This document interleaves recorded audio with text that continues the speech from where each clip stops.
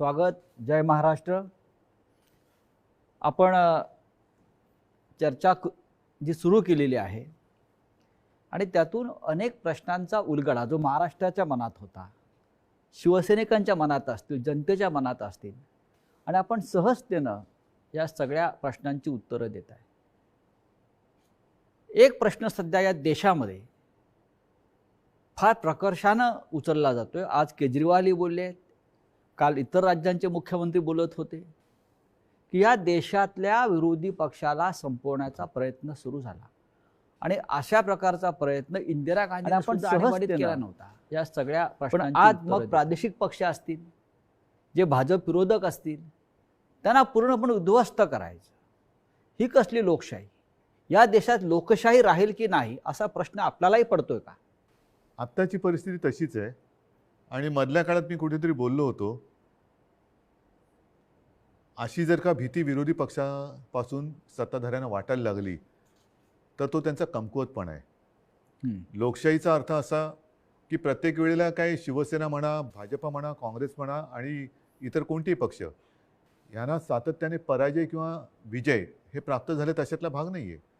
विजय होत असतात, पराजय होत असतात, परत विजय होत असतात, नवीन पक्ष उदयाला येत असतात, तेही काही काळ चमकून जातात. पण हीच तर लोकशाहीची एक वेगळी गंमत आहे. तुम्हाला सगळं तुमच्या बुडाखाली ठेवण्याची जेव्हा एक महत्त्वाकांक्षा, राक्षसी महत्त्वाकांक्षा येते, तेव्हा विरोधी पक्षाकडनं तुम्हाला भीती वाटायला लागते. खरं काय होईल? ठीक आहे ना, आज आम्ही बसलो, उद्या तुम्ही बसाल. होतो ना, मी काल मुख्यमंत्री होतो, आज तुमच्यासमोर बसलेलो परत पहिल्यासारखा. काय फरक काय पडला? फरक काय पडला? सत्ता येते, सत्ता जाते, सत्ता परत येते. जे वाजपेयी म्हणाले होते, सरकार आती है जाती है लेकिन देश रहना चाहिए. तो देश राहण्यासाठी म्हणून जर का आपण सगळ्या पक्षांनी मिळून काम नाही केलं तर आपणच आपल्या देशाचे शत्रू आहोत. कारण देशाला आज सुद्धा बघा, शेवटी रुपयाचा निच्चांक, महागाईचा उच्चांक, या अशा सगळ्या गोष्टीकडे कोणाचंच लक्ष नाही आहे. थातूरमातूर काहीतरी एक मलमपट्टी केली जाते. अग्निवीर आणलंय ना. हो, पण त्यातनं सुद्धा ते वीर बाहेर पडले ना. डोक्यात अग्नी आहे त्यांच्या डोक्यात अग्नी आहे आणि ते वीर बाहेर पडले की आमचं तुम्ही आम्हाला टेम्पररी बेसिसवरती ठेवताय. आयुष्य हे कायमचं असतं, संसार कायमचा असतो. अशा वेळेला तुम्ही टेम्पररी बेसिसवरती जर का आम्हाला रोजगार देणार असाल तर मग पुढे काय होणार? कंत्राटी सैनिक ही कल्पना तुम्हाला कशी वाटते? नाही, मग करायचं तर सगळीकडे कंत्राटी करा. कंत्राटी राज्यकर्ते पण आणा. सगळंच आपण एक एजन्सीज नेमू आणि देऊ का आम्हाला? या देशापुढले कोणते प्रश्न तुम्हाला प्रामुख्याने सतावत आहेत? लोकशाही संकटात आहे, न्यायालयांवरती दबाव आहे, केंद्रीय तपास यंत्रणांचा गैरवापर होतो आहे. केंद्रीय तपास यंत्रणेबद्दल काही वेळेला न्यायालयांनी सुद्धा आपली मतं नोंदवलेली आहेत. आजकालच मला वाटतं दिल्लीच्या मुख्यमंत्र्यांनी सांगितले की त्यांच्या एका महत्त्वाच्या नेत्याला, मनीष सिसोदियाला अटक होण्याची शक्यता आहे.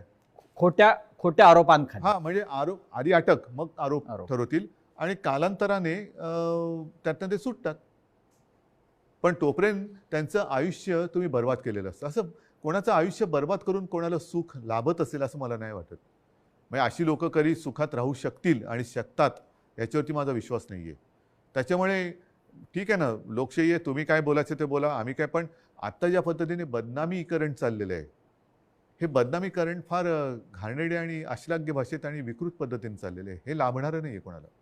असं दिसतंय की जे विरोधी पक्षात आहेत त्यांच्यावरती आधी आरोप करायचे आणि कुंभमेळ्याला न्यायचं, त्यांना नामोहरम करायचं, त्यांना अटकेची भीती दाखवायची, रोज त्यांच्यावरती हल्ले करायचे, आणि हेच लोक बदनाम जेव्हा त्यांच्या पक्षात जातात तेव्हा यांची तोंड बंद होतात. असं का होतं? कारण एक तुमच्या लक्षात असेल, नितीन गडकरी मागे बोलले होते की आमच्याकडे वॉशिंग मशीन आहे, हो, लोकांना घेऊन आम्ही पुण्यवान करतो.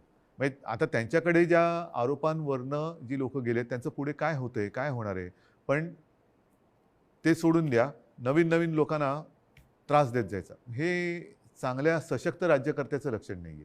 कारण शिवसेनेतलेच काही लोक ज्यांच्यावर 1 महिन्यापर्यंत हे तुरुंगात 24 तासात जातील, हे फासावर जातील, असे जेव्हा आरोप होत होते आणि तेच लोक तिथे जाऊन तुमच्यावरती आरोप होत आहेत, तुम्हाला सुद्धा ते अटक करणार असं एक वातावरण नक्कीच. निर्माण केलं जाते. हो म्हणजे ह्याला काय म्हणायचं? पण तुम्ही हटत नाही आहात. तुम्ही आत्ता तिकडे गेलात तर तुम्ही सुद्धा पुण्यवान हो व्हाल. मला तसं सांगण्यातच आलं होतं. तुम्ही पण पुण्यवान व्हाल. हो पण मला पुण्यवान पण व्हायचं ना सगळे अशा सगळे प्रकारे. सगळे पुण्यात्मे तिकडे जातील. आपण धर्मात्मे आहोत. नाही, आणि म्हणून जे बाळासाहेब म्हणायचे ना, की जो आपल्या कर्माने मरणार आहे त्याला धर्माने मारू नका. ठीक आहे, शेवटी प्रत्येकाचा पापाचा घडा भरत असतो. ह्या दडपशाही विरुद्ध एकत्र येण्यासाठी विरोधी पक्षांनी काय केलं पाहिजे? पहिली म्हणजे इच्छा.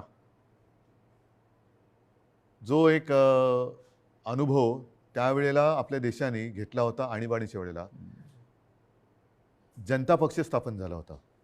आणि जनता पक्षाच्या वेळेला, जनता तुम्ही म्हणता ना काय करते, जनता पक्षाच्या वेळेला तेव्हा आपण लहान होतो. हो एक 75चं 77 वगैरे त्या काळातलं होतं ते.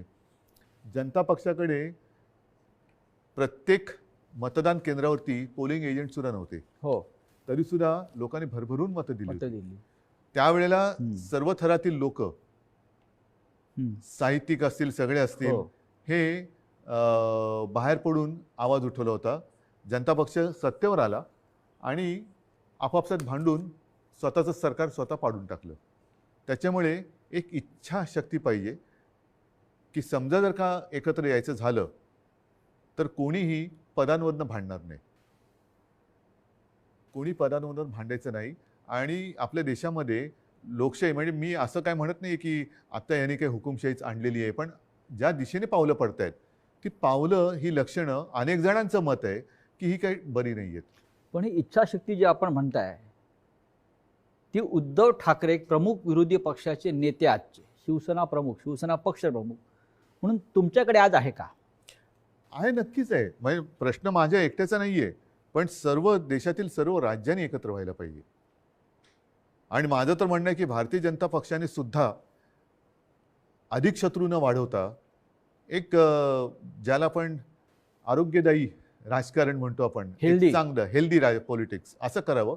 ठीक आहे ना, कोण विरोधी पक्षात असेल, आम्ही तर मित्रच होतो.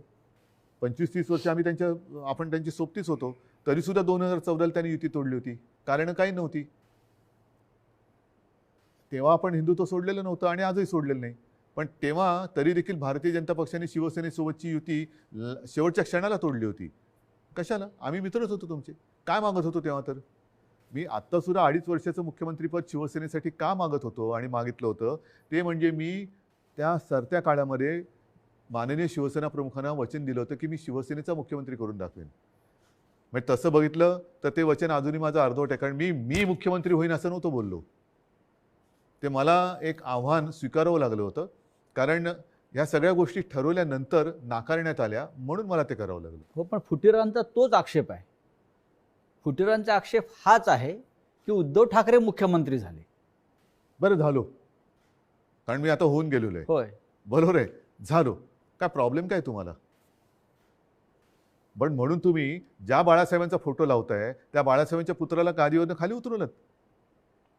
इतके 2.5 वर्ष किंवा त्याच्या आधी सुद्धा एका भर सभेत त्यांनी राजीनामा दिल्याची क्लिप ती सुद्धा आहे ना.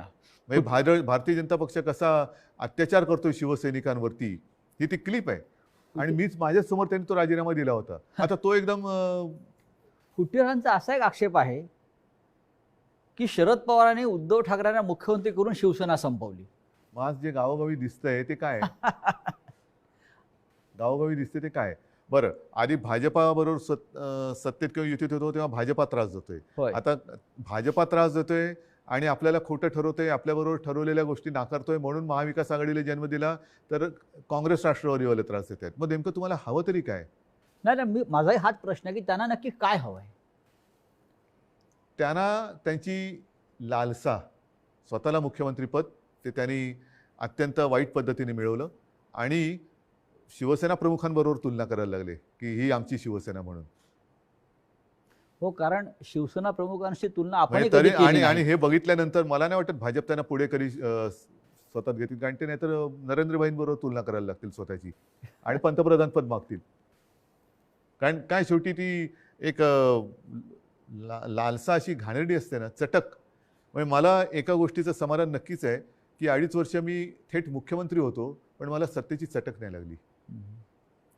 तो सत्ता पिपासूपणा एकदा जर का रक्तात भिनला तर मग तुम्ही कोणाचे नसतात आणि कोणी तुमचं नसतं. तेच त्यांचं आज झालेलं आहे. उद्धवजी, आमदार गेले, आता काही खासदार गेले. हे गेल्या निवडणुकीत पडले असते तर काय झालं असतं? हे गेल्या निवडणुकीत पडले असते ते आता 2.5 वर्षांनी पडले असं मी समजतो. उद्धवजी, हे इतक्या मोठ्या प्रमाणात जेव्हा आमदार फुटतायत किंवा आपल्याला सोडून चाललेत, हे जेव्हा चित्र स्पष्ट झालं तेव्हा तुमच्या मनात काय भावना होत्या? माझ्या मनात हेच आलं की हे सगळे ह्यातले अनेक जण, त्यांनी किती काही म्हणू, मी भेटत नव्हतो. हां, ऑपरेशनच्या नंतरच्या काळात मी हलू शकत नव्हतो, तेव्हा भेटू काय शकणार होतो? म्हणजे माझे हातपायच हालत नव्हते. नाही, कारण नाही, सांगतो पण इतर वेळेला हे आमच्या कुटुंबियासारखेच होते. तेच म्हणतोय मी. आणि निधी वगैरे म्हणाल तर त्या दिवशी अजित पवारांनीच सांगितलेलं की यानंच किती जवळपास 12,000 कोटी एका खात्याला दिलेला. त्याच्यानंतर काही ठिकाणी शेवटच्या क्षणाला जेव्हा मला असं वाटलं तेव्हा काही ठिकाणी मी स्थगिती दिली होती निधी वाटपाला आणि आमच्यात बोलणी सुरू होती. अगदी शरद पवारजी असतील, अजितदादा, जयंत पाटील, बाळासाहेब थोरात यांच्याबरोबर की नाही, हे निधी वाटपाचं जर का असमानता असेल तर ती आपल्याला सोडवली पाहिजे. आणि तशी अधिवेशन सुरू असताना अशोकराव आपले चव्हाण यांच्यासोबत बसून आम्ही त्यांच्या खात्याचा विषय सोडवला होता. बरं, सगळ्या आमदारांना मी आता बैठका पुन्हा सुरू केल्या होत्या. एका बाजूला माझे आमदार बसायचे, एका बाजूला प्रशासन बसायचं. काम कुठे अडलेलं आहे, मग सगळ्यांचं झाल्यानंतर मी मुख्यमंत्री म्हणून तिथल्या तिथे काही सूचना देत होतो. सगळ्या आमदारांना विचारायचो, आता काय प्रॉब्लेम आहे? साहेब काही नाही, बस तुम्ही आता परत भेटायला लागलेले तर अशी भेटत राहा, आम्हाला बाकी काही नको. आणि हेच माझं म्हणणं होतं की जर तुम्हाला हे करायचं होतं तर तुम्ही समोरासमोर येऊन बोललात का नाही? डोळ्यात डोळे घालून का बोलण्याची हिंमत तुम्ही केली नाही? म्हणजेच तुमच्या मनात पाप होतं. हे आमदार जे आहेत हे आधी सुरतला गेले, मग गुवाहाटीला गेले, मग पुन्हा गोव्याला आले, अशा प्रकारे त्यांनी एक पर्यटन केलं. पण सुरुवातीला हे सगळे आमदार अगदी व्यवस्थित सुरतला गेले, म्हणजे अत्यंत सुरक्षित जागी. का? हो, अनेकांचं असं म्हणणं आहे. कर्नाटकात का नाही गेले? मध्य प्रदेशात का नाही गेले? पहिले गोव्याला का नाही गेले? पहिले राजस्थानला का नाही गेले? पहिले गुजरातीतच का गेले? ते हैदराबादला गेले नाहीत, तेलंगणात नाही गेले, आणि किंबहुना गुवाहाटीला जाताना सुद्धा व्हाया सुरतच जात होते. हे एक रहस्य कळलेलं नाहीये. रहस्यामध्येच उत्तर आहे ना. हो, पण असा एक लोकांच्या मनात किंवा एक प्रश्न विचारला गेला की जर स्वतः उद्धव ठाकरे उठून सुरतला गेले असते कशासाठी, तर चित्र बदललं असतं का? कशासाठी? माझ्या मनात काही पाप नव्हतं. मी तुम्हाला बोलवत होतो की माझ्याकडे येऊन बसा, बोला. समजा राष्ट्रवादी तुम्हाला त्रास देते, मी त्यांना या शब्दात सांगितलं होतं की पहिले 2-3 गोष्टी होत्या. ज्या समजा आमदारांना 2014 साली भाजपनी दगा दिला तरी सुद्धा भाजपसोबत जायचे, 2019 साली सुद्धा आपल्याला ठरवल्याप्रमाणे केलं नाही, उरलेल्या काही जागांवरती बंडखोर उभे केले.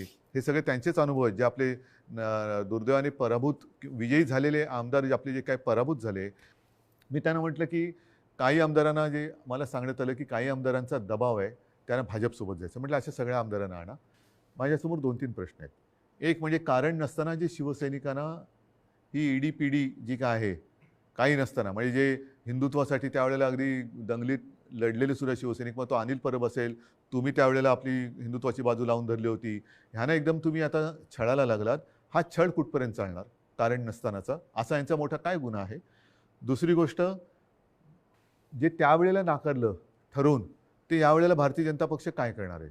काय शिवसेनेला सन्मानाची वागणूक कशी देणार आहे? तिसरी गोष्ट मला आमदारांना विचारायची आहे आणि खासदारांना सुद्धा मी त्या दिवशी बोललो की 2.5 वर्ष आजपर्यंत कोणी हिंमत केली नाही असं बाळासाहेबांच्या कुटुंबियांवरती, मातोश्रीवरती अश्लाघ्य भाषेमध्ये जे बोललं गेलंय त्याच्याबद्दल तुम्ही काय बोलणार आहात? त्याच्याबद्दल मधल्या काळात तुम्ही का बोलला नाहीत की आम्हाला हे मान्य नाही? म्हणजे एवढं सगळं तुमच्या नेत्यांच्या कुटुंबियाबद्दल, घराबद्दल, मातोश्रीबद्दल बोलून सुद्धा तुम्ही शेपट्या घालून जाणार. जसं भुजबळांबद्दल बोललं जातं की भुजबळांनी अटकेचा प्रयत्न केला, पण भुजबळांनी व्यवस्थित खुलासा केलाय. त्याच्यानंतर स्वतः भुजबळ आणि शिवसेना प्रमुखांची भेट मातोश्रीत झाली. तो सगळा संवाद जो काय होतो त्याला मी पण साक्षीदार होतो, तुम्ही पण होतात मला वाटतं. आणि मग बाळासाहेबांनी सांगितलं की ठीक आहे, याच्या पुढे आपलं वैर संपलं. बाळासाहेब हे उमद्या स्वभावाचे होते. हां, आणि त्यांनी अनेकदा शत्रूलाही माफ केलं. पण तसं हे जे काही यांनी केले, यांच्याकडनं नेमकं काय होणार आहे? का हे सगळं बदनामी करून, सहन करून मी तुमचा आग्रह आहे म्हणून मी शिवसेनेला त्यांच्या पदरी बांधू का नेऊन? दाराशी बांधू? तुम्हाला जायचं तर तुम्ही जाऊ शकता, पण शिवसेनेला सन्मानाचं आज त्यांनी जे काय केलं हेच त्यांनी आधी का नाही केलं? जे ठरल्याप्रमाणे केलं असतं तर आज 2.5 वर्ष झाली होती. एक तर त्यांचा मुख्यमंत्री होऊन गेला असता, नाही तर शिवसेनेचा होऊन गेला असता. बरं, मी हेही सांगितलं होतं की जर शिवसेनेच्या मुख्यमंत्र्याला तुम्ही पहिली 2.5 वर्ष दिली तर ज्या तारखेला राजीनामा द्यायचा आहे ती तारीख वार टाकून त्या मुख्यमंत्र्याची सही आणि खाली माझी पक्षप्रमुख म्हणून माझी सही की अमुक एका दिवशी या तारखेला या दिवशी शिवसेनेचा मुख्यमंत्री पायउतार होईल आणि त्या पत्राचं होर्डिंग करून मंत्रालयाच्या दारात लावा. आज तुम्हाला महाराष्ट्रामधलं थोडीशी गंमत वाटत नाही का? तो हास्य जत्रेचा एक सीझन की ज्यांना मुख्यमंत्री व्हायचं होतं ते उपमुख्यमंत्री झालेले दिसत आहेत. उपरवाले की मेहरबानी. हा कोणता उपरवाला? ज्याचं त्याला माहित. मी देवेंद्र फडणवीस हे भाजपचे इकडले सगळ्यात मोठे नेते. त्यांनी 5 वर्ष मुख्यमंत्री त्यांच्याबरोबर असं का वागले गेले हे मला काय कळलं नाही. ठीक आहे, आता तो त्यांचा पक्षांतर्गत विषय आहे की त्यांच्या पक्षातले अनेक जुने जाणते निष्ठावान जे त्यावेळेला युतीत आणि आजसुद्धा माझ्या संपर्कात आहेत, पण ते निष्ठेने भाजपसोबत आहेत हेही सांगतो. म्हणजे उगाच त्यांच्याबद्दल काही गैरसमज मला करून नाही द्यायचा, त्यांना शिवसेनेत यायचं वगैरे असं काही माझा उगाच फालतू किंवा पोकळ डावा नाही आहे. पण त्यांना या गोष्टी पटत नाही आहेत, पण तरी देखील ते निष्ठेने भाजपचं काम करतात. बाहेरची माणसं विरोधी पक्षनेतेपदीसुद्धा त्यावेळेला वरच्या हाऊसमध्ये बाहेरचा माणूस, आता मुख्यमंत्रीपदी, तरीसुद्धा ते निष्ठा म्हणून काम करतात. म्हणजे शिवसेना विरुद्ध शिवसेना असा त्यांना महाराष्ट्रात सामना करायचा. शिवसैनिकाकडनं शिवसेना संपवायची. आता तो शिवसैनिक, ते गेले ते शिवसैनिक नाही आहेत. तुम्ही अचानक वर्षात सोडलं ध्यानीमनी नसताना. मग काय, हा शॉक. जसं ध्यानीमनी नसताना मी गेलो तसं ध्यानीमनी नसताना गेलो. एक गोष्ट लक्षात घ्या, जी गोष्ट आपली नाही ती मिळवण्यात आनंद असता कामा नये आणि जी गोष्ट आपली नव्हतीच ती सोडण्यात वाईट वाटण्याचं कारण नाही. पण आपण जी माणसं आपली नव्हती ती सोडून गेली त्याच्यात वाईट वाटण्याचं कारण नाही, असंच मी म्हणेन. आम्ही त्यांना मानत होतो आपलं. आपण जेव्हा मुख्यमंत्री पदावरून पाय उतार झाला, म्हणजे दूरदर्शनवरून लाईव्ह आपण सांगितलं की मी वर्षाही सोडतोय, मी मुख्यमंत्रीपदी सोडतोय, आणि आपण जेव्हा निघालात तेव्हा महाराष्ट्राच्या डोळ्यात अश्रू होते. आणि वर्षा ते मातोश्री या प्रवासामध्ये आपल्या महिला, तरुण, पुरुष, वृद्ध हे दुतर्फा उभे राहून आपल्यासाठी आपल्याला एक मानवंदना देत होते. हे चित्र पाहून काय वाटलं आपल्याला? खरं म्हणजे राजकारणामध्ये असं घडत नाही. नाही, मी एका वेगळ्या ह्याने ती माझं आयुष्य सार्थक झालं असं मानतो. कारण आजपर्यंत अनेक मुख्यमंत्री आले आणि गेले. हो, मी सुद्धा होतो आणि मी गेलो. हे आजची सुद्धा आजुऱ्यात म्हणजे कधीतरी त्यांना पण जावं लागणार आहे. पण बरं झालं बाबा गेला असं बऱ्याचदा म्हटलं जातं, किंवा हा ठीक आहे गेले दुसरे येतील त्याच्यात काय. पण एखादा मुख्यमंत्री पाय उतार होतो आणि लोक गलबलतात. मला वाटतं हे आशीर्वाद आणि ही कमाई माझ्या आयुष्याची फार मोठी आहे. कारण लोकांना मी आपलं वाटतो ह्याच्याखेरीज दुसरं काय आपल्या आयुष्यात पाहिजे असतं. पैशानी खरेदी करता येत नाही. प्रेम हे पैशाने विकत घेतलं जाऊ शकत नाही. जी एक माझी प्रतिमा अनेकांनी मला सांगितलं की तुम्ही आमच्याशी बोलताना आमचा कुटुंबातला एक कोणतरी बोलतोय असं वाटतं, कुटुंबातला एक कोणतरी बोलतोय असं वाटतं. हे भाग्य हे फार क्वचित कोणाच्या तरी नशिबी. तुम्ही विश्वासदर्शक ठरावाला सामोरा गेला असतात तर काय झालं असतं? तर जे फुटीर गट आहे तो अधिक उघडा पडला असता. असं तो पडलाच ना, अध्यक्षांच्या निवडणुकीत पडला, त्याच्या आधी पडला, आता सुद्धा म्हणजे तो रोज पडतच चाललेला आहे. निवडणूक आयोगाकडे त्यांनी पत्र दिले, त्याच्यात सुद्धा तो शिस्तभंगाचीच कारवाई आहे. मी पहिलेच म्हटलं होतं की हल्ली लोकशाहीमध्ये डोकं वापरण्यापेक्षा मोजण्याकडेच त्याचा जास्त उपयोग होतोय. आणि मला सातत्याने असं एक भासवलं जात होतं की काँग्रेस दगा देणार, आणि पवार साहेब तर त्यांची ओळखच ती आहे असं ते म्हणायचे सगळेजण. ते बघा पवार साहेब, आता माझ्याच लोकांनी मला दगा दिला आणि मग किती लोक माझ्यासोबत आणि माझ्या विरुद्ध, माझ्या माणसाने एकाने जरी माझ्या विरुद्ध मत व्यक्त केलं सभागृहात तरी ते मला लज्जास्पद होतं. पण थोडंसं काय त्यांनी येऊन नीट सांगितलं असतं ना तर हे सन्मानाने केलं असतं. अगदी शेवटच्या काळात सुद्धा मी यांना म्हटलं होतं विश्वासघातक्यांना की तुम्हाला मुख्यमंत्री व्हायचं का? ठीक आहे ना, आपण बोलू. काँग्रेस राष्ट्रवादीशी मी बोलतोय. भाजपासोबत जाऊन व्हायचे का? तर ह्या 2-3 प्रश्नाची मला भाजपाकडनं उत्तर मिळू द्या. ठीक आहे, आपण काँग्रेस राष्ट्रवादीला जाऊन सांगू. झालं तेवढं खूप झालं. माझी लोक तुमच्यासोबत काय आनंदाने राहायला तयार नाही आहेत, पण तेवढी हिंमत नव्हती, कारण कारणच नाही आहेत ना काही. म्हणजे रोज वेगळं कारण येते. म्हणजे तुमची मुख्यमंत्रीपद सोडण्याची तयारी होती.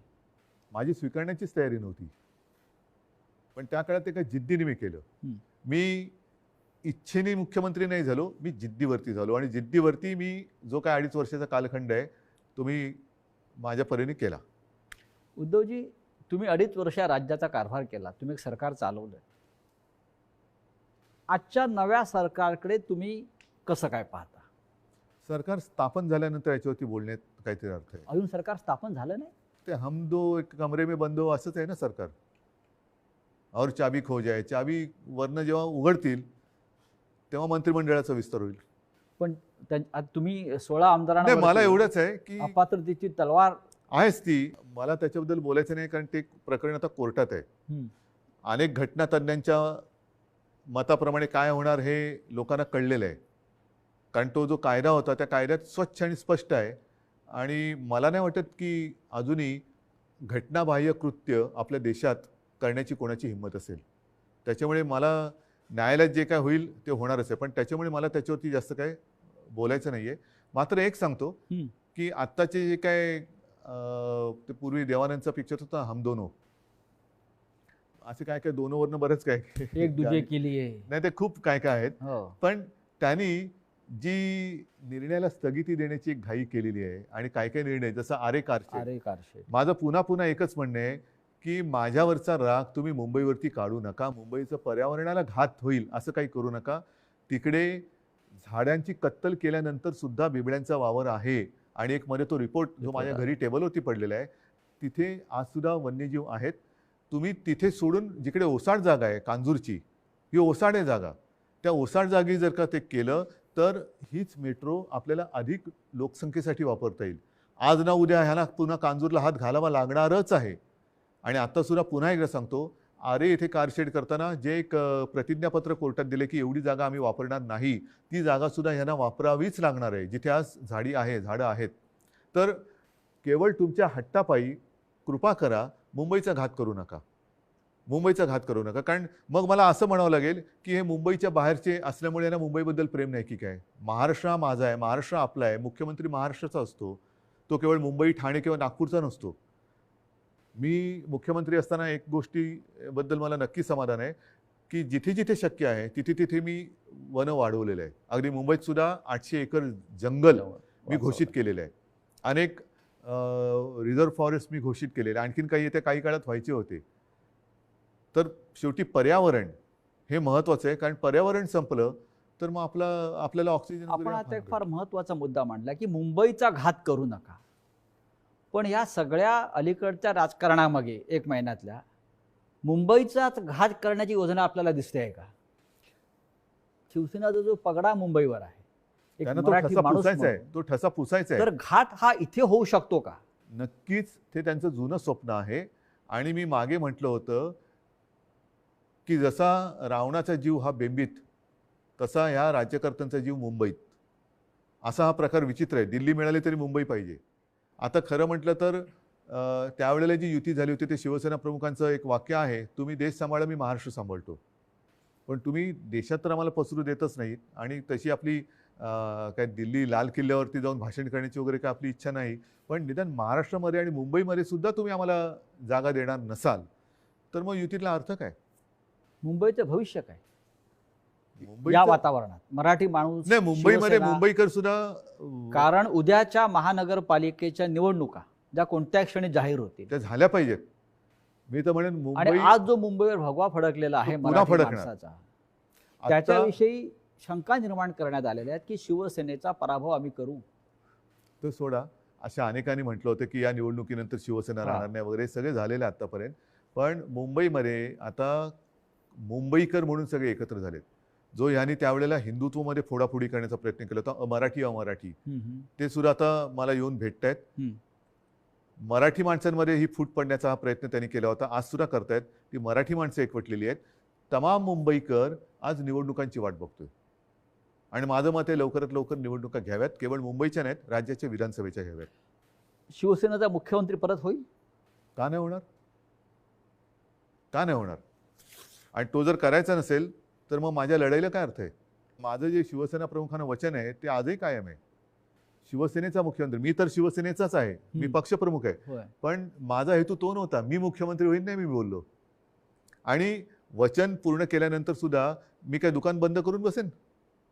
शिवसेना मला वाढवायची आहे आणि ती जर का वाढवण्याचा प्रयत्न मी सोडणार असेल तर मग मी कशाला पक्षप्रमुख? आज राज्यातलं वातावरण काय म्हणतंय? राज्यातलं वातावरण आज ढवळून निघतंय.